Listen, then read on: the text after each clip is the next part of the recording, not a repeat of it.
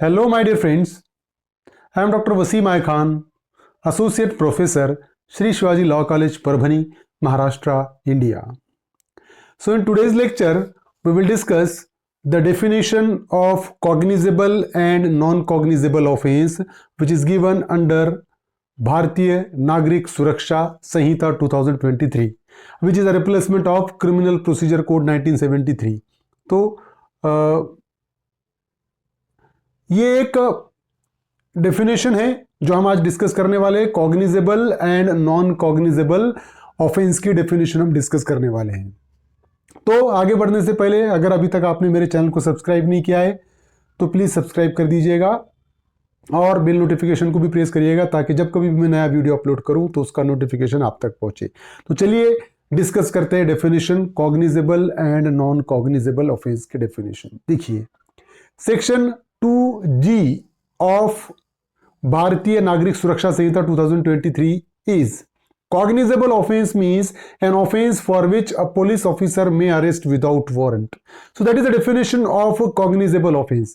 The cognizable offense is nothing but a offense in which the police officer is having a power to arrest the accused without warrant. Suppose if the accused has committed a cognizable offense, then police is having a power to arrest that accused without warrant. No need to obtain the warrant from the magistrate. No need to obtain a permission from the magistrate for arresting the accused person. तो cognizable offense क्या है कि cognizable offense मतलब ऐसा offense है कि अगर कोई accused cognizable offense करता है तो पुलिस उस accused को without warrant arrest कर सकती है। मैजिस्ट्रेट के वारंट की जरूरत नहीं है, ना तो मैजिस्ट्रेट के परमिशन की जरूरत है। जैसा ही कॉग्निजेबल ऑफेंस हुआ, पुलिस के पास एफआईआर रजिस्टर्ड हो गई, पुलिस डायरेक्टली जाकर अक्यूज्ड को अरेस्ट कर सकती है without warrant. So that is the basic definition of cognizable offence. Cognizable offences are usually offences which are serious in nature, like for example कौन से के कॉग्निजेबल ऑफेंस जो होते हैं, these are serious in nature. The offense which is a serious one is known as a cognizable offense. Generally, the punishment for the offense is about 3 years. That offense comes under the category of cognizable offense. Generally, exceptions may be there. तो 3 साल से ज्यादा अगर कोई offence में punishment है तो normally और जनरली वो कॉग्निजेबल ऑफेंस के डेफिनेशन में आते हैं। तो जो ज्यादा सीरियस नेचर का ऑफेंस है उसको ही हम कॉग्निजेबल ऑफेंस कहते हैं। फॉर एग्जाम्पल अगर देखें हमने तो मर्डर सेक्शन 103 ऑफ बीएनएस जो इंडियन पिनल कोड में 302 था, अभी भारतीय न्याय संहिता में 103 हो गया, punishment for the offence of murder. ये क्या है? कॉग्निजेबल ऑफेंस है क्योंकि वो सीरियस नेचर का ऑफेंस है। रेप सेक्शन 64 ऑफ बीएनएस भारतीय न्याय संहिता, अगर हम देखें इंडियन पिनल कोड का सेक्शन 376 रेप को डील करता था, सीरियस नेचर का ऑफेंस है, कॉग्निजेबल ऑफेंस आएगा जिसमें पुलिस विदाउट वारंट अरेस्ट कर सकती है। Kidnapping section 137 and extortion section 303, all these 4 offenses are serious in nature and that's why these are the cognizable offense in which the police can arrest the accused without warrant. तो ये serious nature के offence है इसलिए police क्या कर सकती है? Without warrant accused को अरेस्ट कर सकती है। Then the Supreme Court in Lalita Kumari versus Government of UP held that the police must register FIR on receiving information relating to cognizable offense. So whenever the cognizable offense has been committed and if any informant has given information to the police officer, then it will be the duty of a police officer to register an FIR. Police can't refuse the FIR if the cognizable offense has been committed by the accused person. That is a ruling of the Supreme Court. कि supreme court की ये ruling है कि जब कभी भी अगर कोई इंफॉर्मेंट कॉग्निजेबल ऑफेंस की इंफॉर्मेशन लेके पुलिस ऑफिसर के पास आता है तो ये पुलिस ऑफिसर की मैंडेटरी ड्यूटी है कि वो एफआईआर रजिस्टर्ड करे। तो नॉर्मली कॉग्निजेबल ऑफेंस में एफआईआर रजिस्टर्ड होती है और ये पुलिस ऑफिसर की ड्यूटी होती है। तो कॉग्निजेबल ऑफेंस को अगर हम इन शॉर्ट में देखें तो कॉग्निजेबल ऑफेंस सीरियस नेचर का ऑफेंस होता है जिसमें पुलिस ऑफिसर को विदाउट वारंट अरेस्ट करने का पावर होता है, और कॉग्निजेबल ऑफेंस है तो कॉग्निजेबल ऑफेंस में एफआईआर रजिस्टर्ड करना ये पुलिस की ड्यूटी होती है। ये कॉग्निजेबल ऑफेंस था। अब नॉन कॉग्निजेबल ऑफेंस की डेफिनेशन हम डिस्कस करेंगे। तो the definition of non cognizable offence has been given under section 2 sub clause O and according to the non cognizable offense means an offence for which police officer has no authority to arrest without warrant. In cognizable offense, the police was having an authority to arrest the accused without warrant. But in a non-cognizable offense, police can't arrest accused without warrant until and unless the court issues a warrant. The police officer can't arrest the accused.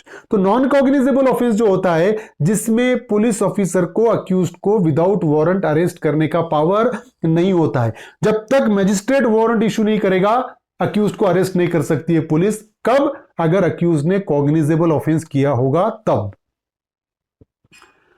Section 174 of BNSS provide that in a non-cognizable offense, the police officer cannot record FIR unless he obtains prior permission from the magistrate. According to section 174 of BNSS, the police officer can't register an FIR under section if the accused has committed a non-cognizable offense. तो जब तक non-cognizable offense अगर accused करता है तो section 174 में police officer NCR registered करेगा, FIR registered नहीं करेगा। और NCR रजिस्टर्ड होने के बाद वो उस इंफॉर्मेंट को मैजिस्ट्रेट के पास भेजेगा और मैजिस्ट्रेट की प्रिलिमिनरी इंक्वायरी करके ये देखेगा कि ऑफेंस हुआ है या नहीं हुआ। उसके बाद पुलिस को इन्वेस्टिगेशन का ऑर्डर देगा। तब तक पुलिस ना तो अक्यूज्ड को अरेस्ट कर सकती है और ना तो इन्वेस्टिगेशन स्टार्ट कर सकती है। Non cognizable offences are less serious offences. Generally, such offenses for which punishment is less than 3 years are non-cognizable offense. So, non-cognizable offense are generally in less serious nature, and the punishment for the offense, if the punishment for the offense is less than 3 years, normally that offenses comes under the category of non-cognizable offense. तो non-cognizable offense less serious offenses होते हैं। Generally क्या होता है, ऐसे offense जिसकी punishment 3 साल से कम है, generally वो offenses नॉन कॉग्निजेबल ऑफेंस में आते हैं। एक्सेप्शन इसको भी हो सकता है। डिफेमेशन सेक्शन 356, देखिए अब कौन से ऑफेंस नॉन कॉग्निजेबल है। तो अगर हम देखें डिफेमेशन सेक्शन 356, डिफेमेशन क्या है? लेस सीरियस ऑफेंस है। तो ये नॉन कॉग्निजेबल ऑफेंस है जिसमें पुलिस FIR रजिस्टर्ड नहीं करेगी। Dishonest misappropriation of property section 314, dishonest misappropriation of property भी क्या है? ये नॉन कॉग्निजेबल ऑफेंस है। तो punishment for hurt section 115 sub clause 2, ये सिंपल हर्ट की पनिशमेंट इसमें दिए वाली है। सिंपल हर्ट क्या है? नॉन कॉग्निजेबल ऑफेंस है। तो generally non cognizable offence means those offences in which the police can't arrest the accused without warrant. Non cognizable offences are less serious in nature and in which the police can't start the investigation until and unless he receives a permission from the magistrate. तो non cognizable offence क्या है? जिसमें police without warrant arrest नहीं कर सकती है। Non cognizable offence में FIR नहीं होता बल्कि NCR होता है। नॉन कॉग्निजेबल ऑफेंस में अक्यूज्ड को विदाउट वारंट अरेस्ट नहीं कर सकती है पुलिस, और ना ही इन्वेस्टिगेशन स्टार्ट कर सकती है जब तक मैजिस्ट्रेट की परमिशन ना मिल जाए। तो ये दो डेफिनेशन हमने आज के लेक्चर में डिस्कस किए, कॉग्निजेबल ऑफेंस और नॉन कॉग्निजेबल ऑफेंस। उम्मीद करता हूं कि आपको समझ में आया होगा। समझ में आया तो मेरे चैनल को सब्सक्राइब कीजिए और इस लेक्चर को ज्यादा से ज्यादा स्टूडेंट तक शेयर कीजिए। Thank you very much.